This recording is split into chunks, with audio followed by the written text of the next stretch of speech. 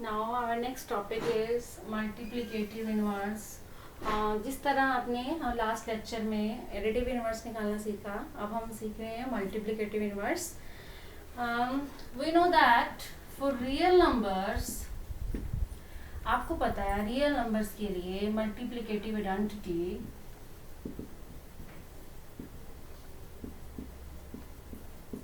One होती है. पता है ना आपको, रियल नंबर के लिए मल्टीप्लिकेटिव आइडेंटिटी वन होती है. कैसे? 2 को मैं किससे मल्टीप्लाई करूं कि मेरे पास 1 आए. 1 क्या है? Multiplicative identity.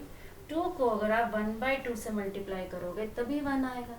इसका मतलब 1/2 ऐसी टर्म है जो इसको 1 पे लेके जाएगी, आइडेंटिटी पे बना रही है. तो मतलब ये इसका क्या है? इनवर्स है. तो 1/2 is the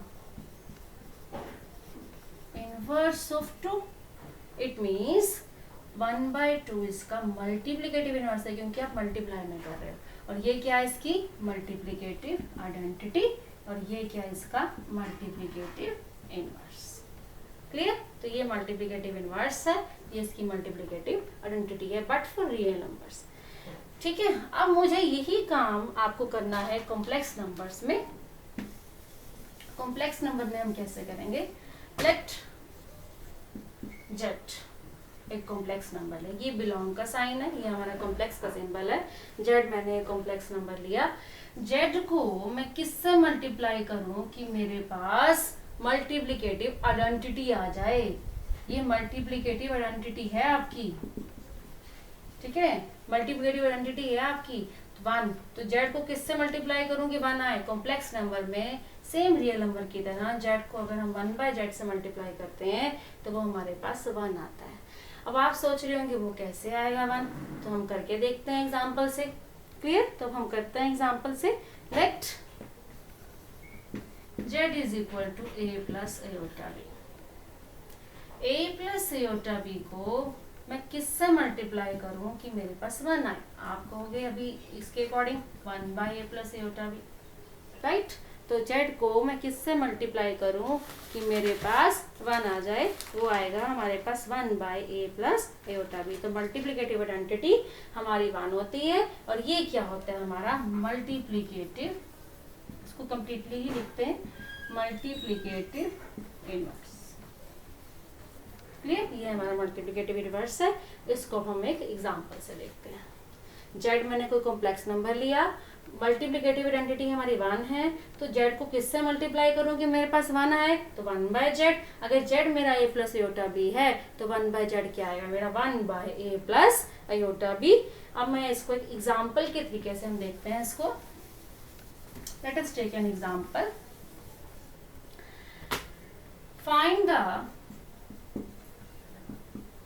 find the multiplicative inverse. इसको आप रेसिप्रोकल भी बोल सकते हो. Find the multiplicative inverse of 7 plus root 7 iota. 7 plus root 7 iota. अभी आपने देखा z का मल्टीप्लिकेटिव इनवर्स जब हमने किया क्या था? 1/z. ठीक है. तो इसका क्या होगा? According to our rule 7 plus root 7 iota का मल्टीप्लिकेटिव इनवर्स क्या होगा? 1/7 प्लस रूट 7 आयोटा. ठीक है.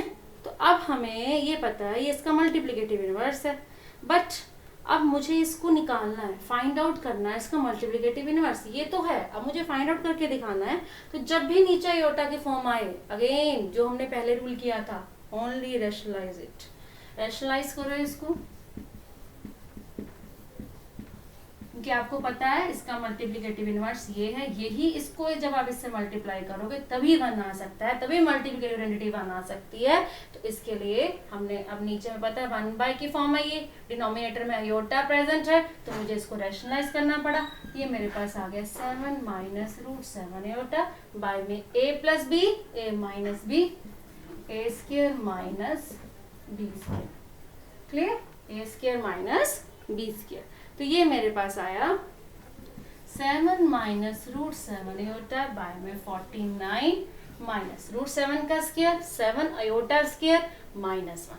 √7 का स्क्वायर तो 7 ही आएगा आपके पास, iota square -1 minus minus plus, तो यहाँ प्लस आ गया, तो 49 प्लस 7 आ जाएगा हमारे पास, ये आ गया मेरे पास 7 माइनस √7 आयोटा बाय में 56 which is equal to 1/8 minus √7 by में 56 आयोटा।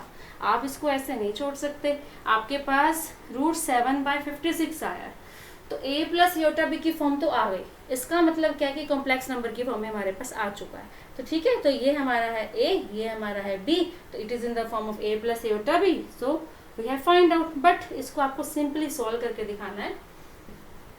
1/8 माइनस √7, आपको पता है 8 7 जा 56, √7 बाय में 7 जब आप करते हो तो आपके पास क्या आता है 1/√7, ठीक है, कैसे आया आप देख सकते हो, √7 बाय में 7, जब भी आपके पास हो आपको हमेशा ऊपर वाले टर्म से रैशनलाइज करते हैं, √7 का स्क्वायर 7, 7 7 से 7 कैंसिल हो गया, तो ये हमारे पास आ गया √7 by 7 is equal to 1/√7, clear.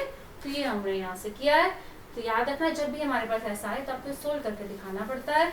हमने क्या किया इस लेक्चर में, मल्टीप्लिकेटिव इनवर्स सीखा है, तो याद रहे इनवर्स से पहले हमें आइडेंटिटी पता होनी चाहिए, रियल नंबर्स के लिए भी 1 होती है और कॉम्प्लेक्स नंबर्स के लिए भी 1 होती है, बट नॉट ओनली 1, इसको a प्लस आयोटा b की फॉर्म में लिखना है, 1 मीन्स 1 प्लस 0 आयोटा, इसमें आप 1 कैसे लेते हो 1 प्लस 0 आयोटा।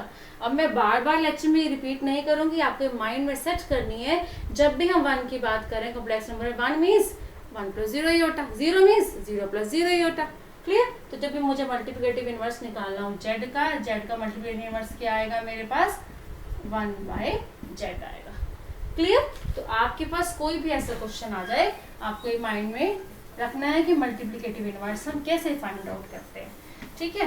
तो आज हमने क्या किया, आपको वैसे मल्टीप्लिकेटिव इनवर्स से एडिटिव इनवर्स सब माइंड में रखना है कि एडिटिव इनवर्स में क्या होती है एडिटिव आइडेंटिटी, मल्टीप्लिकेटिव इनवर्स में क्या होती है multiplicative identity.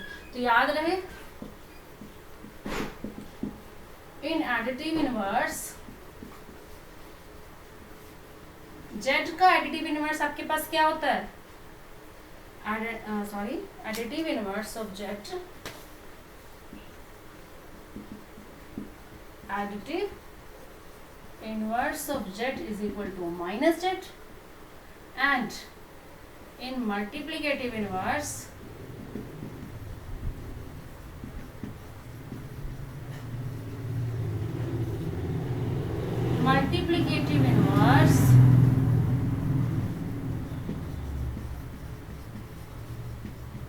of z is 1/z, ठीक है। तो आपको ये भी पता होना चाहिए एडिटिव आइडेंटिटी 1 होती है, मल्टीप्लिकेटिव आइडेंटिटी 0 होती है एंड मल्टीप्लिकेटिव आइडेंटिटी हमारे पास 1 होती है, ये भी लिख लो आप। एडिटिव आइडेंटिटी क्या होती है हमारे पास, ये सब कुछ हम किस पे पढ़ रहे हैं ऑन सी, कॉम्प्लेक्स नंबर पे हम ये पढ़ रहे हैं on C. Additive identity is equal to 0 plus 0 iota and multiplicative identity is equal to 1 plus 0 iota। तो जब भी आपको इनवर्स निकालना हो तो आपको याद रखना है आपकी आइडेंटिटी क्या आनी चाहिए 0, मल्टीप्लाई में 1 आने चाहिए, मीन्स 1 प्लस 0 iota और उसमें 0 प्लस 0 iota, क्लियर।